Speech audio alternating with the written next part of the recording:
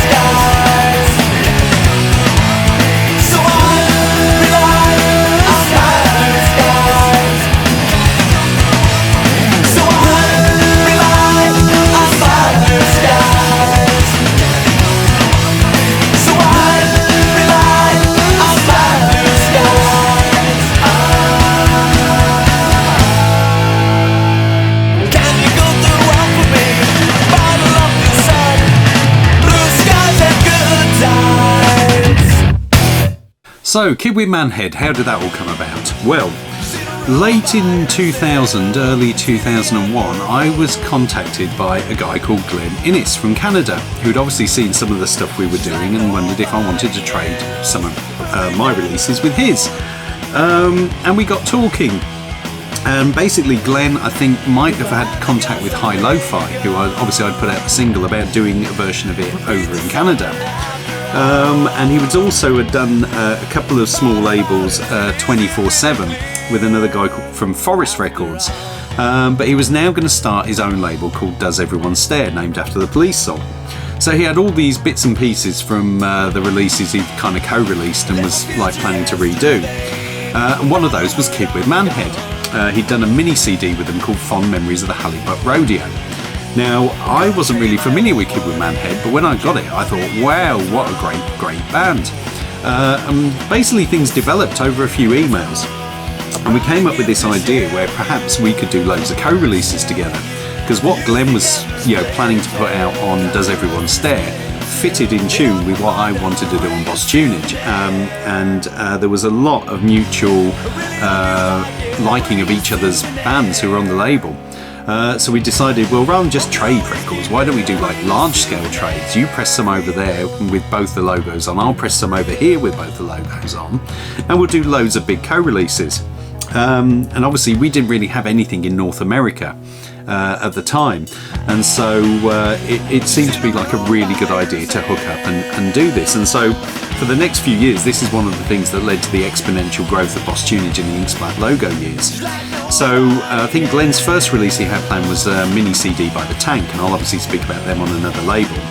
But he also had sort of like these previous releases from bands like Kid with Manhead and also the Milwaukees, and I'll speak about Milwaukees on another video as well. So the first of these three that were kind of given Boss Tuneage catalogue members was Kid with Manhead, which was 548, the fond memories of the Halibut Radio. The Milwaukee's Bland Comfort of Life with Lloyd Justin mini CD, which was 549, and the Tank Demonstrating Potential, which was Boss Tuneage 550. So these were the first three that we got like big chunks of, with a plan to do more. So Kid with Manhead was obviously, you know, it was brilliant, and I obviously discovered their two previous albums, Flapjack Hairpiece, which has the best album artwork ever, in my opinion, of any record. You need to see the front and back cover of Flapjack Hairpiece if you've never seen it. And also their very first self-release CD, which was called the Mr. Potato Head Massacre. So yeah, they had you know, you can tell from the names of their albums and the band name, you know, it stood out, but they played really, really lovely Descendants all inspired pop punk, which was kind of just the thing I was totally into at this time. So plans were put afoot for them to record an album. Now I think at the time Glenn had committed to doing an album by Rhythm Collision, which I'll come about and thing, and I think he said, do you think you could do the Kid with Manhead album? To which I said yes. So that all came together, and then in 2002 I think it was delayed for a bit. I can't really remember now the reasons why, and I spoke to sort of Mike from the band as well, and we got it together. And so Boss Tuneage released the Kid with Manhead album, and he said, we've got an absolute stonking artwork lined up for this one, wait till you see it. And he said, what's the album title? Well, I don't want to tell you until like the artwork, you see the artwork. So anyway, Cassius Coleman, Float Like a Butterfly, Sting Like a What You Talking About Willis came out in 2002 and looked like this. So yeah, it was an interesting concept for an album cover and title. It got short to Cassius Coleman all the time rather than say the whole album title. But yeah, it was a brilliant pop punk album. It got really good reviews at the time. And they became like mainstays on all our samplers and stuff like that. But I think the band was sort of nearing its end. You know, we didn't really get much contact after the album came out, and I don't think they actually went and recorded anything else after it. I think it was their swan song in effect. And I'm not sure what the band members actually went on and did afterwards either. You know, I didn't really have contact, but obviously we pressed this up. A lot went out to Japan, a lot went out to Canada. But yeah, it was the start of a really good, healthy relationship that would build and build throughout 2002, 2003 and up till 2004. And yeah, so it's the start of, you know, Boss Tuneage really, there was this snowball effect that I've been talking about, where bands have been recommending other bands, and now on top of that, labels were getting in touch with me, like Magwheel, like Does Everyone Stare, and like others which I'll come along and mention as well, people like Rookie as well, obviously in Germany, Waterslide in Japan. We were really building like a whole network of small labels working together to actually push us all on in the right direction, which was really exciting times. And I'll obviously talk more about some of the other bands that we did in this manner over the next few videos. But that's it for today. If you've not checked out Kid with Manhead and love your Descendants all pop punk, then they're another one you really do need to check out. That's it for this time. Speak to you on the next one. Won't let it go. She won't sleep with me. She won't sleep with me. She won't sleep with me. She won't sleep with me. All will she say? I'm sorry, Mike, I'm gay. I asked her and she swore she just needs me. My wife's out because as naked as she was, all she ever does kiss my face. What can I do? I think I'm so in love with you. How can I get to know you better? How can I get to know you better? 'Cause she's gonna say it's for a rainy day. Look at the sky and check the weather every night. It's going to be great. You're going to want me in the biggest way when your green eyes say go. Can't you come over?